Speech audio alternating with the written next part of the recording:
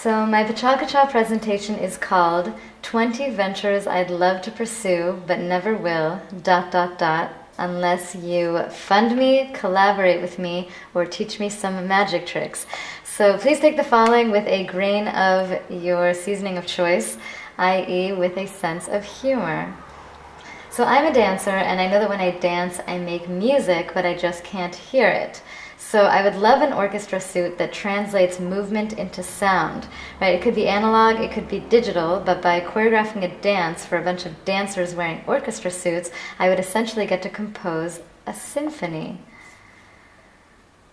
Okay, so this is the face of a child who is watching television. So imagine a campaign on television that shows the faces of people who are watching television, and it's called "This is Your Face on Television."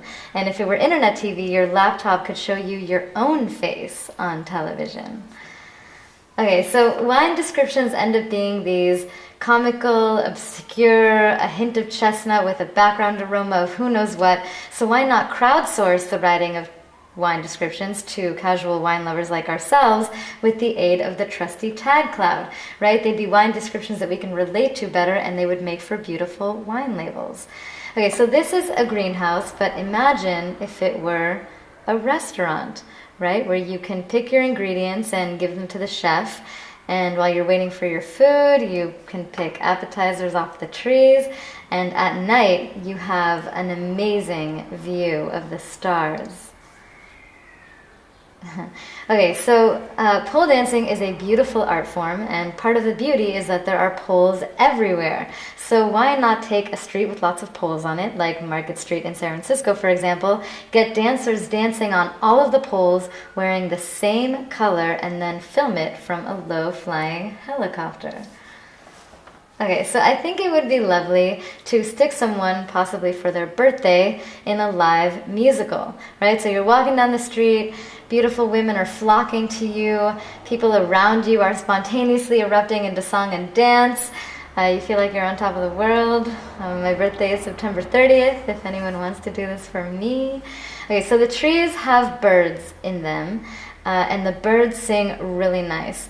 But oftentimes we don't hear them because we're blabbing away, so why not stick wireless mics and speakers in the trees and let the birds sing amplified style, which would be amazing for us, but just imagine what that would be like for the birds. Okay, so imagine a clock that has no hands, and in the middle there's a tree that acts like a sundial, and around the tree there are plants that flower at different times during the year. So it's basically a living clock that tells you what time it is during the day, and a living calendar that tells you where you are in the year depending on which flower is in bloom. Okay, so we've already started playing with holograms, but why not dance with them, right? With a network of nightclubs all around the world that are live streaming people on their dance floors onto each other's dance floors as holograms, because dance overcomes language barriers, and how cool would it be to dance with a hologram? So what if Obama, as part of his campaign, posted one side of a video chat conversation on his website, so you could go onto the website, read the script, and perform the other side of the conversation, right? So you feel like you're chatting with Obama, and he's asking you about your issues and nodding, and you feel that much more close to him, and maybe you're more likely to vote for him. Okay, so the idea here is a pattern widget that tracks data from your micro to the macro and finds correlations between your food and your mood and your lover's mood and the news and the stars, right? So it gives you insights into the patterns in your life and allows you to engage in some kind of cosmic biofeedback. Okay, so we're busy, tired, running around. Sometimes we're too exhausted to even be social. Group naps are a wonderful way to be social while getting some rest, right? And beyond that, just consider the power of dreaming en masse. Okay, so imagine you're a political candidate running on a platform of sustainability and supporting art.